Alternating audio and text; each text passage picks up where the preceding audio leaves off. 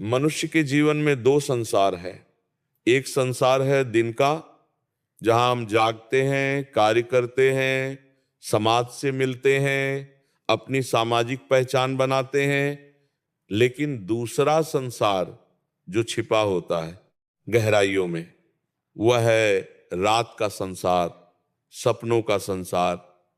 और यह बात बिल्कुल सच है कि मनुष्य की वास्तविक अवस्था दिन में कभी पता नहीं चलती। क्यों? क्योंकि दिन भर वह अपने अंतःकरण की वृत्तियों को अपनी पत्नी के साथ, अपने भाई के साथ, परिवार के सदस्यों के साथ साझा करता है। दिन भर में अच्छा क्या हुआ, बुरा क्या हुआ, किससे मिला, किसने क्या कहा, सब कुछ चर्चा करता है। दूसरों की राय सुनता है, सामाजिक नियमों को ध्यान में रखता है, लोग क्या सोचेंगे ये सोचता है। लेकिन रात आती है, जब सब सो जाते हैं, जब कोई सुनने वाला नहीं होता, जब दुनिया की नजरें बंद हो जाती हैं, तब आपकी सच्ची पहचान बाहर आती है। तब आपका अंतर्मन बिना किसी बाहरी दबाव के, बिना किसी सामाजिक भय के अपने आप को व्यक्त करता है। यह व्यक्ति की वास्तविक वृत्ति है, उसकी असली प्रवृत्ति है, उसके मन की सच्ची स्थिति है। और यही कारण है कि सपना साधारण नहीं है, सपना कोई सामान्य विषय नहीं है, सपना एक महान विज्ञान है। प्राचीन वेदों में हजारों साल पहले हमारे महान ऋषियों ने एक बहुत ही महत्वपूर्ण बात लिखी है। वेद कहते हैं न तत्र रथा योगा पंथा। क्या पता है इसका मतलब क्या है? इसका अर्थ है कि स्वप्न की अवस्था में न तो रथ है, न तो मार्ग है, न तो घोड़े हैं, न तो सारथी है, कुछ भी नहीं है, ये सब नहीं है। लेकिन जब एक व्यक्ति सपने में होता है, तब वह क्या देखता है? वह देखता है कि वह एक सुंदर भव्य रथ में बैठा है, काला रथ, सोने के जड़ित रत्नों से सजा हुआ, और उस रथ में तेज घोड़े दौड़ रहे हैं।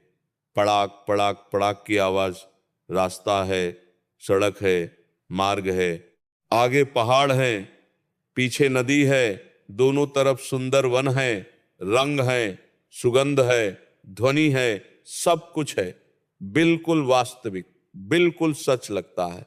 तो सवाल यह है, जहां कुछ भी नहीं है वहां ये सब कहां से आया? रथ कहां से आया? घोड़े कहां से आए? मार्ग कहां से आया? पहाड़ कहां से आए? नदी कहां से आई?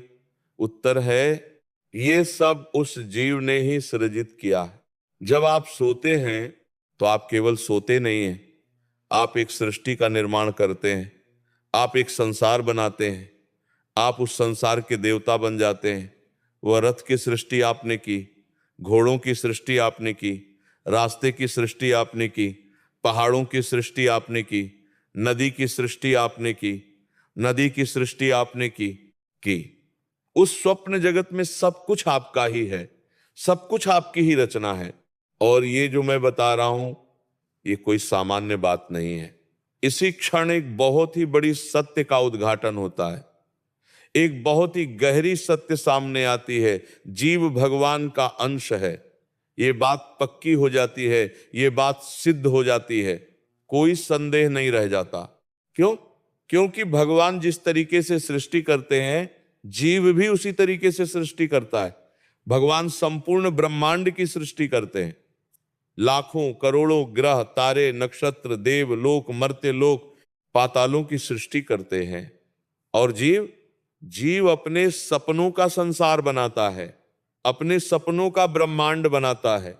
भगवान पालन करते हैं सृष्टि को, जीव भी अपने सपने का पालन करता है। जब तक सोया है उस सपने को जीता है, भोगता है।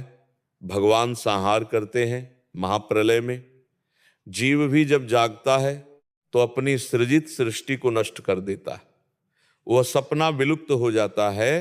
ये बहुत बारीक बात है, बहुत सूक्ष्म बात है, बहुत गहरी बात है, लेकिन यह सत्य है। जीव ईश्वर का ही अंश है।